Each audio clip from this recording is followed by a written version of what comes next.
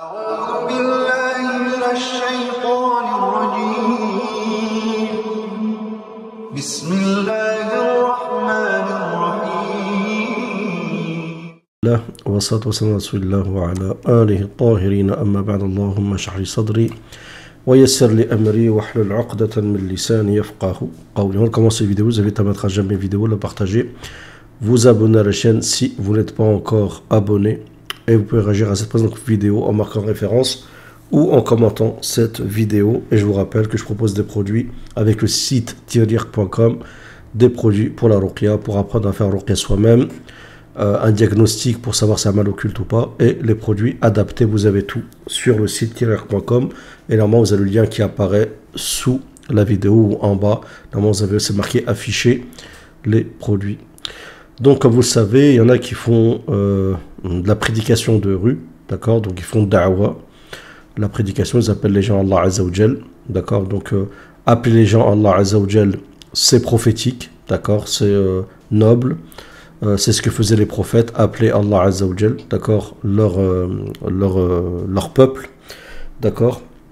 Simplement aujourd'hui, on est passé à une phase de da'wa un peu plus large, la da'wa un peu comment dire, d'usine. On essaye de faire à la grande échelle et c'est comme si on avait un objectif de ramener le maximum de membres et de faire en sorte de ramener n'importe qui. Et c'est pour ça qu'aujourd'hui vous avez plein de personnes qui à cause justement de ces personnes là qui font da'wa de la mauvaise manière et ramènent n'importe qui, d'accord, à l'islam. Vous avez maintenant des gens tatoués avec le nez et l'oreille trouée qui vont faire des umrah ainsi de suite avec des signes sataniques sur leur corps ainsi de suite. Et vous pouvez bien sûr rien dire parce que si vous critiquez ceci, eh ben on considérera ce que vous dites c'est n'importe quoi, que ça s'oppose à l'islam, que tu peux pas fermer la porte et que l'essentiel c'est que les gens disent la ilaha illallah Muhammad Rasulullah. Donc voilà, c'est un peu, ça rejoint un peu la pensée Murji, d'accord, la pensée Murji qui veut que dès le moment qu'on fait la profession de foi, on peut tout faire à côté, d'accord. Et c'est pour ça qu'aujourd'hui, regardez par exemple, grâce aux médias, aujourd'hui on voit, il suffit de voir dans les réseaux sociaux, on a un échantillon, d'accord, bon c'est pas représentatif à 100%, mais quand même une grande partie de la Ummah, avec des gens qui sont pas en phase avec l'islam, ni l'éthique, ni le comportement. Il y a beaucoup de choses à dire. Donc ces frères font da'wa dans la rue et vous allez voir qu'ils tombent sur des gens, en quelque sorte des personnes qui, des cas sociaux comme ça, qui viennent et qui peuvent dire ce qu'ils veulent sur l'islam. Et malheureusement ça pousse la personne à faire da'wa, à réagir de manière violente parce que c'est plus fort que lui. Et bien sûr ça va à l'encontre du principe de faire da'wa. Bismillah. Hey, what's up, man? What's your name, bro? Julian. Julian. Okay, Wahab. Nice to meet you, man. What's up? You ran here or what? Yeah. No, I was just at the beach and I just had some shrimp. Oh, okay, nice. So why are you running though? Oh no, I just got into Islam. Oh, you just got into Islam? Yeah. Okay, nice. So when did that happen? Just recently. Okay, why you still got? Donc il dit qu'il s'est soi-disant converti à l'islam il y a pas longtemps, donc il vient de rentrer dans l'islam. Cross in your neck. Yeah, well, I kind of follow both. I Okay. Allah the Messiah, right? What? Oh, okay.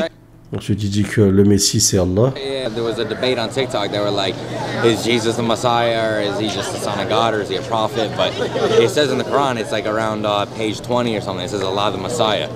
Donc il dit qu'il avait dû faire un débat dans TikTok, qui était un débat sur est-ce que Isa c'est le fils de Dieu, est-ce que Isa c'est un dieu ou c'est un prophète, d'accord, des débats comme c'est sur TikTok, et tout le monde fait des débats de toute façon, tout le monde parle de religion, et il avait entendu que dans la page 20 du Coran, il était dit que Allah c'était le Messie, bien sûr que ça n'a rien à voir. No. We don't say. Yeah. English translation. Yeah, it's right here. If you want to open up, yeah, you could. Et donc le frère lui dit non, on dit pas ça, c'est parce qu'il est marqué dans le Coran, et il lui donne un Coran traduit. Il faut savoir quand vous donnez un Coran à des personnes comme ça, qui sont souvent, je parle pas de lui, mais en général, il y a des personnes qui sont en état d'impureté, d'accord, il faut que le Coran soit exclusivement en français, comme ça c'est pas le Coran, d'accord, c'est qu'une approche, c'est qu'une sorte d'idée, de compréhension, d'accord, sur la parole d'Allah Azza wa Jal, mais c'est pas le Coran en lui-même. Il faut pas que le Coran soit partie arabe, partie en français, comme l'a fait quelqu'un avec une certaine islamophobe il n'y a pas longtemps dans une mosquée. Je ne vais pas citer de nom. Mais vous avez compris le concept. Yeah. Jesus is the Messiah. I don't know, actually. I'm not. I was on my phone. I don't know about No worries. So we'll inform you that Allah is not the Messiah. Allah sent the Messiah. Donc explique Allah Azza wa Jalla, c'est pas le Messie, mais Allah a envoyé le Messie, Isa ibn Maryam. You get what I'm trying to say? Because the thing is, on this earth, if you see God, it's already over. Yeah. You get what I'm trying to say? The whole idea is being tested by God without seeing Him. Because I do think because I called my dog Muhammad once. Donc là, il dit que tu peux voir Allah Azza wa Jalla. Et là, il rentre dans un délire un peu bizarre. Alors, je sais pas s'il fait ça par moquerie. Parce que c'est des personnes, on sait pas c'est qui ces gens-là. Ça peut être quelqu'un d'obscur, qui est un adepte de Lucifer. Ça peut être, il y a plein de gens bizarres comme ça. C'est peut-être un mec qui est schizophrène. Et là, il dit qu'il appelle son chien avec le nom du prophète alayhi salatu wassalam. Et là, vous allez voir la réaction du frère tout de suite. And he gave me like a wink. What did you say?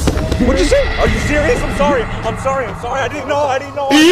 Get out of here, bro. I didn't know. Get out of here, bro. Hey, get out. Hey, that's it. I was on some bullshit.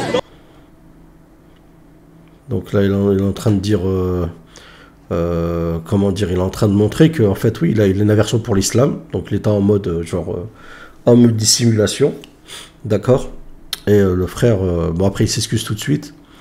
Et le frère, il s'est arrêté tout de suite parce qu'il a vu que normalement il n'avait pas à avoir ce comportement. Mais bien sûr, ça devait être difficile pour lui.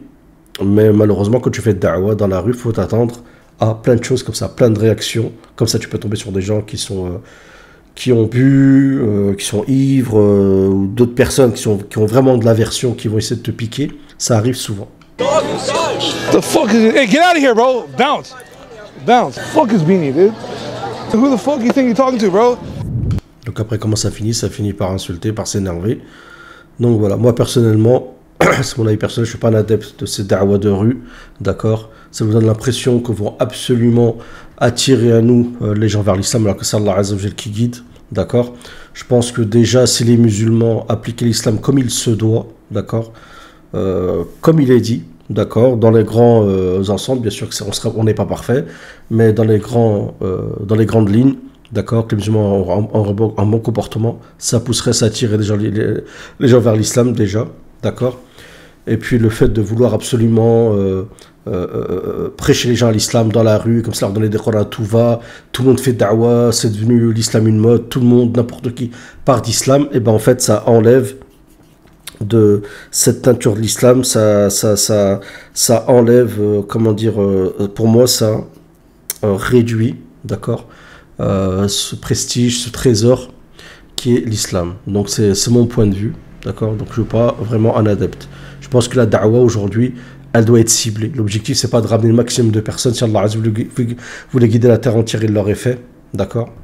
Mais à l'islam, il faut essayer d'attirer les gens de bonnes valeurs, avec de bons principes, ainsi de suite, d'accord, à l'islam, mais par le bon comportement. Comporte-toi comme un musulman dans tes échanges, dans ta façon de parler, ainsi de suite, et ce sera, je pense, largement suffisant pour faire da'wah. Et voilà, c'est mon point de vue. Peut-être que vous serez d'accord, pas d'accord. Allahu a'lam, d'accord.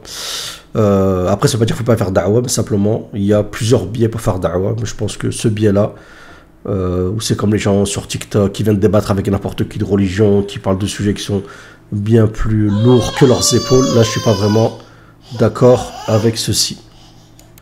En espérant que cette vidéo, elle vous aura plu. N'hésitez pas à visiter notre site, tiriac.com. Salam à tous.